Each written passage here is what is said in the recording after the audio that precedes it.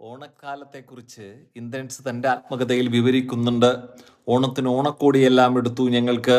എനിക്കും വിജയനും തിളങ്ങുന്ന ഓറഞ്ച് കളർ ഷർട്ടും കറുപ്പ് നിക്കറിൻ്റെ തുണിയുമാണ് എടുത്തത്. ഞാൻ എല്ലാ ദിവസവും ചെല്ലും. തയ്യൽ കടയിൽ ചെന്ന് എൻ്റെ ഷർട്ട് തയ്ച്ചിട്ടുണ്ടോ എന്ന് നോക്കും. ഇടയ്ക്കിടയ്ക്കെല്ലാം മാമനോട് ചോദിക്കും എൻ്റെ ഷർട്ട് തയ്ച്ചിട്ടുണ്ടോ എന്ന്. എന്നിട്ട് അമ്മയോട് വന്ന് പരാതി പറയും അത് തയ്ച്ചിട്ടില്ല എന്ന്. പൂരാടത്തിൻ്റെ അന്ന് അമ്മ പലവ്യഞ്ജനങ്ങളുടെ ലിസ്റ്റ് എഴുതും. ഓരോ ലിസ്റ്റും അച്ഛൻ അറിഞ്ഞിരിക്കണമെന്ന് അമ്മയ്ക്ക് നിർബന്ധമുണ്ട്. അമ്മ പറഞ്ഞു കൊടുക്കും, ചേച്ചി അത് എഴുതും. ഓരോന്നിൻ്റെയും കണക്ക് പറയുമ്പോൾ ഇടയ്ക്കിടയ്ക്കെല്ലാം അമ്മ അച്ഛനെ നോക്കും. എന്നാൽ അച്ഛൻ ഇതൊന്നും ശ്രദ്ധിക്കാതെ ചാരകസേരയിൽ താളം പിടിച്ചങ്ങനെയിരിക്കും. അവസാനം എല്ലാം എഴുതി കഴിഞ്ഞപ്പോൾ അമ്മ ലൈഫ് ബോയ് സോപ്പ് എന്ന് പറഞ്ഞു. ഓണക്കാലമല്ലേ അമ്മ, ഒരു മണക്കണ സോപ്പ് മേടിക്കാമെന്ന് ചേച്ചി പറഞ്ഞു.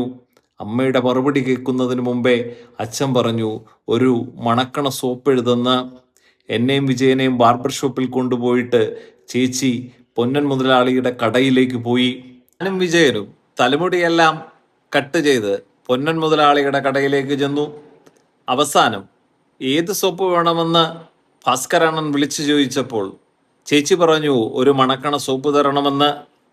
ഒരു മലബാർ ഗ്ലോറി എടുത്തു കൊടടേ എന്ന് ഭാസ്കരണ്ണൻ വിളിച്ചു പറഞ്ഞു.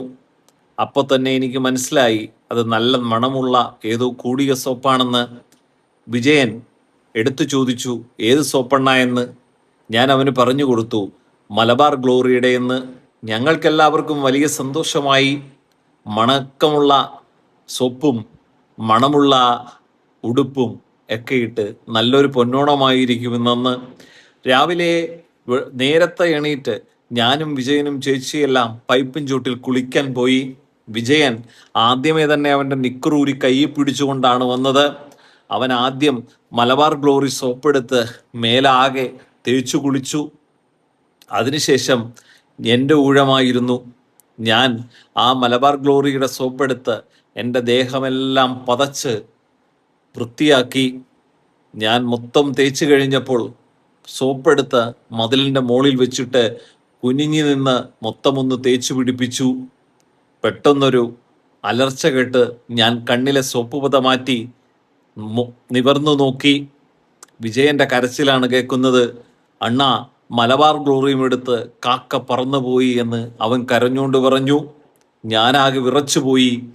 ഞാൻ എങ്ങോട്ടെന്നില്ലാതെ കാക്കയെ കാണാതെ ഏതെങ്കിലുമൊക്കെ ദിശയിലേക്ക് വലിയ ചരലുവാറി എറിഞ്ഞുകൊണ്ടിരുന്നു.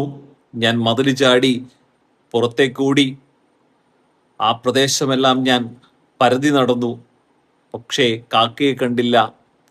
തിരിച്ച് ഞാൻ വീട്ടിലേക്ക് നിശബ്ദനായി നടന്നുപോയി. എനിക്ക് നല്ല പേടിയുണ്ടായിരുന്നു. ആ മലബാർ ഗ്ലോറി സോപ്പ് കൊണ്ടുപോയതിൻ്റെ ദുഃഖം എന്നിലുണ്ടായിരുന്നു. ആ മലബാർ ഗ്ലോറി സോപ്പ് കാക്ക കൊണ്ടുപോയ ദുഃഖത്തോടെയും വീട്ടിൽ ചെന്നാൽ എന്താകും എന്ന പേടിയുടെയും കൂടെ ഞാൻ വീട്ടിലേക്ക് നടന്നു.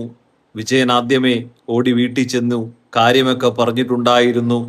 ഞാൻ ചെന്നപ്പോൾ തിണ്ണയിൽ അമ്മയും ചേച്ചിമാരും എന്നെ നോക്കി നിൽപ്പുണ്ടായിരുന്നു. ഞാൻ വളരെ ദുഃഖത്തോടെ പേടിയോടെയും അവരെ നോക്കി. എന്നിട്ട് ഞാൻ തിരിഞ്ഞു നടന്നു. ആ മലബാർ ഗ്ലോറിയോടൊപ്പം ഞങ്ങളുടെ പൊന്നോണവും കാക്ക കൊണ്ടുപോയി.